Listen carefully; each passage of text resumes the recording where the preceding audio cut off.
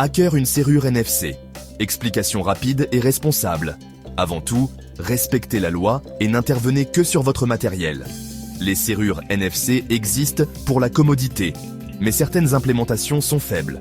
Ce court guide explique les risques et comment rester responsable, pas comment attaquer. Règle 1. Obtenez une autorisation écrite avant tout test. Sans permission, c'est illégal et dangereux. Règle 2. Testez uniquement sur vos propres serrures ou en environnement isolé. Coupez l'accès réseau et évitez toute interférence extérieure. Règle 3. Documentez avant et après et faites des sauvegardes. Conservez des logs pour prouver l'autorisation et vos actions. Préparez l'appareil, batterie pleine et firmware à jour. Scanner une étiquette pour identifier le type de tag est une étape d'analyse, pas d'attaque. Sauvegardez les données lues pour analyse hors ligne. Analysez ensuite en laboratoire sans connecter l'appareil au monde réel. Si vous découvrez une faiblesse, ne l'exploitez pas. Contactez le fabricant et suivez une procédure de divulgation responsable. Beaucoup de cadenas NFC bon marché sont vulnérables par conception. Solution. Remplacé par un modèle certifié et maintenu par le fabricant.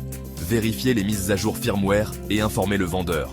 Choisissez des fournisseurs qui publient des correctifs et des audits. Techniquement, certains tags manquent d'authentification forte. C'est un problème de conception. Comprendre ces limites aide à améliorer la sécurité, sans jamais exploiter les failles. Apprenez dans des communautés éthiques et suivez les bonnes pratiques. Résumé. Permission, environnement isolé, divulgation responsable. 1. N'attaquez jamais sans autorisation. 2. Sauvegardez et analysez hors ligne. 3. Informez le fabricant et remplacez si nécessaire.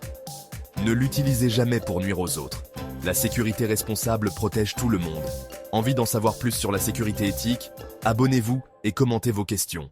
Restez légal. Testez de façon responsable. À bientôt.